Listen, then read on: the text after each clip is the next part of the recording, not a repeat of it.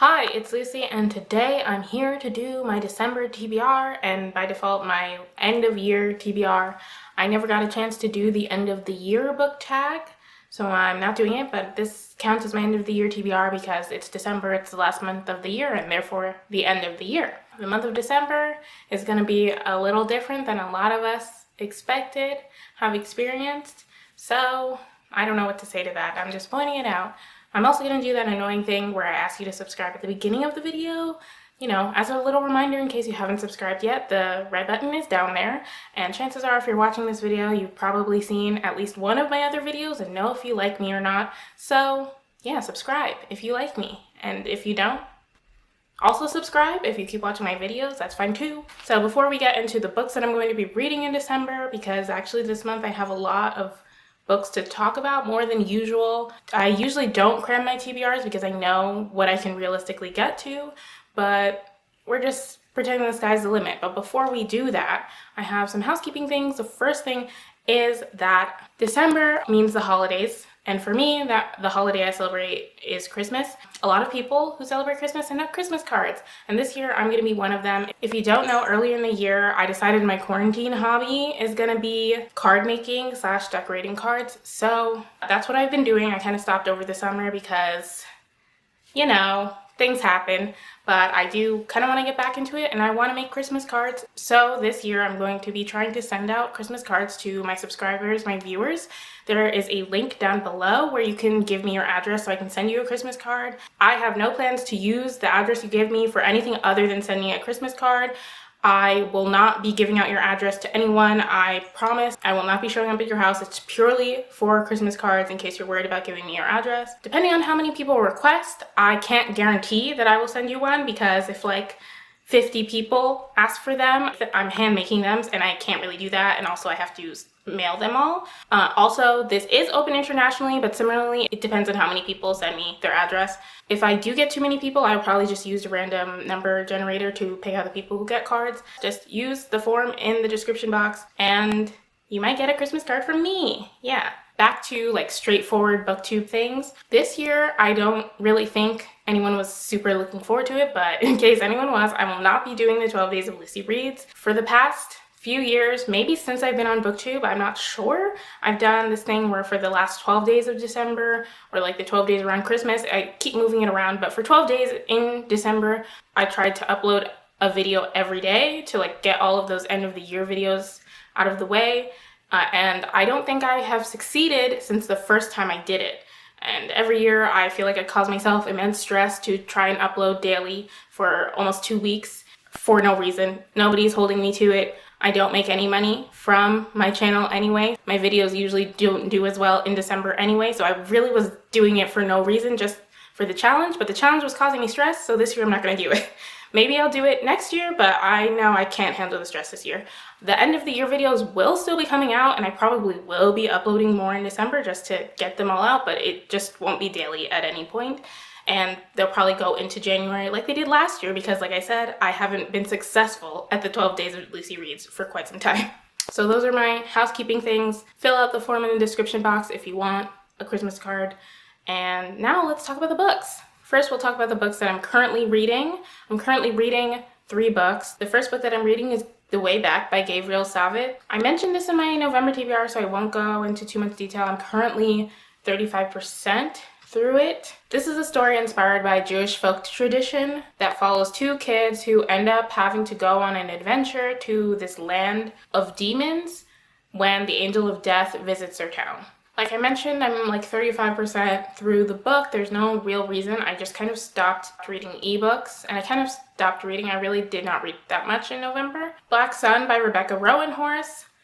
This is another book that I mentioned in my November TBR and also my October TBR. This is an epic fantasy set in pre-Columbian Americas. We follow a bunch of characters a little less than a month before the solar eclipse, which is supposed to be like a great day of celebration, but there might be something going on that might make it not so celebratory. I'm currently 55% through this book. There's no real reason that I haven't finished it. I just ended up taking a break because, like I mentioned, I'm not really reading that much, or I haven't been rather. And lastly, I'm currently reading Come On In, which is edited by Adi Alsed. This is a short story collection where the theme is centered around immigrants to the US. I started this in October and then I put it down for the Black SFF-a-thon, and I just haven't picked it back up, but I am planning to pick it back up, which is why I'm talking about it in this video as a currently reading. I wasn't sure if I was going to do this because I have so many things that I want to read, but yeah, why not? I'm going to do one last random pick for the year. If you don't know, throughout the year, I usually take a couple months off. I think I took like quite a few months off this year, but for my TBR, I try to do a random pick, which is where I use a random number generator to pick books from my Goodreads TBR. This time around, because I do want to try and do that last push to get books off of my physical TBR shelf, I only did it with my own TBR shelf I have on Goodreads, which I use to keep track of the books that I physically own on my TBR. Self-explanatory. So the 3 books that the number generator picked for me were The Impossible Knife of Memory, which if you watched last month's TBR, you would know that this was on that TBR. And I'm not lying, the random number generator did pick this. So I feel like this is a sign that I really, really need to read it because I didn't get to it last month. So this month, it's definitely happening, okay? I'm telling myself, I'm telling you. I think I said that last month too, but this month. Burial Rites by Hannah Kent. This is a historical fiction about a woman who is convicted of the murder of her former master, which I think is supposed to be like a house servant, like she was a house servant and he was the master. I'm not sure what that exactly means. She is sent away to an isolated farm to await her execution for killing that man, and the story, I guess, kind of follows the family who lives on that farm and learning about her and kind of realizing that there's 2 sides to every story. And this is also set in Iceland. And the last book that the random number generator picked for me was Love Letters to the Dead by Ava DeLera. This follows a girl who starts writing letters to famous people after she gets a school assignment to basically do that with one famous person, but she decides to take the assignment and roll with it, and it sounds like, starts basically writing diary entries to random dead famous people. I heard that it has similar vibes to Perks of Being a Wallflower, and also Stephen Chbosky blurbed it, which tells me that. So that sounds like a good sign. And yeah, I've had this on my TBR for quite a while, so hopefully I enjoy it if I do pick it up this month. The thing with the random picks is that I only have to read one of the 3. I mean, I don't have to read any of them because I've never given myself punishment if I don't read them. So maybe next year I'll install punishments. I don't really want to do that. So on to just things that I'm picking out myself rather than having Chance pick out or picked out previously. I don't know. I should be using the month of December to like catch up on all the reading goals that I let it slide. I gave up on almost every single goal that I had this year. I stopped looking, stopped paying attention, did not do anything with them. Like many people, this year has been hellfire. I spent a lot of months this year not doing the best I could be mentally, so I decided not to put pressure on myself to accomplish arbitrary goals that I gave myself for fun. I had 2 lists of specific books that I wanted to get to this year, and one of those lists I'm not doing hot on. Well, the other one I'm actually doing better than I expected, but that's because I ended up reading the majority of the books in the first 3 months of the year, so that checks out. I currently have 6 out of the 10 books left on my 2020 TBR, which is just a list of books that I think I should read in 2020, or I thought I should read in 2020, and I read 4 of them. You can always check how I'm doing on those specific goals on my Goodreads because I have a shelf for that, but I'm not going to tell you so that when I do my goal check-in video, which I'm still going to do, it's a surprise. Obviously I'm not, or maybe not obviously, I guess I could read 6 books this month, but I don't want to read those 6 books this month, so I'm not going to. But I'm going to try and like make it half and half, so I picked out one of the books to read this month, hopefully. It's a chunky one, so I don't know. We have Nevernight by Jay Kristoff. This follows Mia Corvair, who is the daughter of a disgraced traitor, and he was executed by the government, I'm assuming. And so Mia ends up joining a school for assassins so that she can get revenge on the people who like destroyed her family. And it sounds very interesting to me. I kind of think I'm gonna like it, and by kind of I mean I think I'm gonna like it. I've heard mixed things about it. A lot of people don't like the footnotes specifically, but I tend to like that kind of thing in my stories, even though I don't read it a lot anymore. When I was younger, I used to read it a lot. I love when like narrators insert themselves in things. I don't know. So I don't know if that's how the footnotes are done, but I think I'm gonna like that. Hopefully I enjoy this. And the other list I made was 5-star predictions. I had 6 books on that list, and I actually only have 2 left.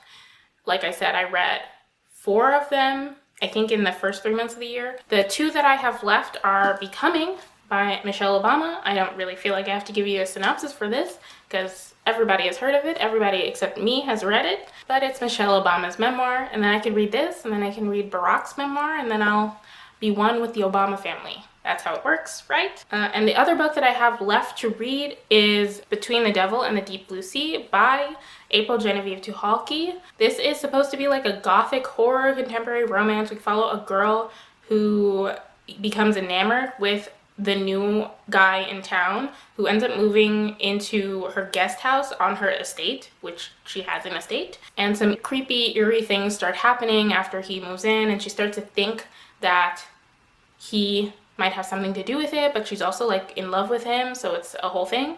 And it sounds very interesting. The reason it was a 5-star prediction is because of the author, not so much the synopsis. I had honestly never read the synopsis until I just told it to you. I don't even think I read it in that 5-star prediction TBR video because I was so shocked by it. I didn't know it was a contemporary romance. But yeah, so there's that. I'm not sure if I'm going to get to it because probably the reason I haven't read it till now is there is no ebook edition. I almost thought it was out of print, but Amazon does have new copies. But I will probably have to buy it if I want to read it because my library doesn't have it. And I'm not sure if I'm ready to do that yet because even though I gave up on my book buying ban, I don't know if I really should buy it right now, but we'll see what happens. Okay, so those are all my goal specific things, but I also generally have a goal of getting down my TBR and reading books that publishers give me to review. Like, I should do that. So I have a bunch of books that I got for review and I ended up not reading them in a timely manner. And so I do want to try and get them done by the end of the year. I don't know if that'll happen, but a few of those would be Everybody Looking by Candace Elo. I think this came out in either September or October. I was lucky enough to get this lovely finished copy from Penguin Teen, and I ended up not reading it, so I would like to read it this month, give it the proper review. This edition is really nice looking, and it is a novel written in verse, so it looks thick, but the pages look mostly like that. It shouldn't take me so long to read. This follows Ada, who's starting her freshman year at a historically Black college, and she's dealing with her mother's addiction and also her Nigerian father's attempts to make a home for her. Yeah, and she's exploring all the things that you explore in college, or you're supposed to explore in college. Sometimes I think I did college wrong, but that's another story.